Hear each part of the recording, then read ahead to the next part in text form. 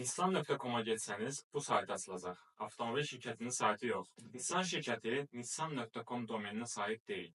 Çünki bu domen 1994-cü ildə Uzi Nissan adlı bir şəxs tərəfindən alınmışdır. Bu domen o zamanlar onun kompüter saytı üçün istifadə olunurdu. Həmin ərəfələrdə Nissan Motors şirkəti ABŞ-da Datsun adlanırdı. 1999-cu ildə Nissan Motors şirkəti bu domeni almağa çalışdı.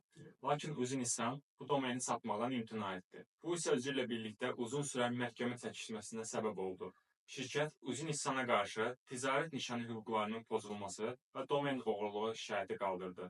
Nəticədə məhkəmə Uzi Nissanın xeyrinə qərar verdi və onun domeni qanuni biznes məqsədi ilə istifadə etdiyini təsdiqlədi. Lakin məhkəmə bununla yanaşı bir sıra məhdudiyyətlər də tətbiq etdi. Məsələn, həmin saytda maşına aid heç bir mövzu paylaşmaq olmazdı. Uzi Nissan 2020-ci ildə vəfat etdikdən sonra domen sahibi ilə bağlı vəziyyət qeyri-müəyyən qaldı. Buna görə də Nissan şirkəti hal-hazırda nissanusa.com adı altında fəaliyyət göstərir.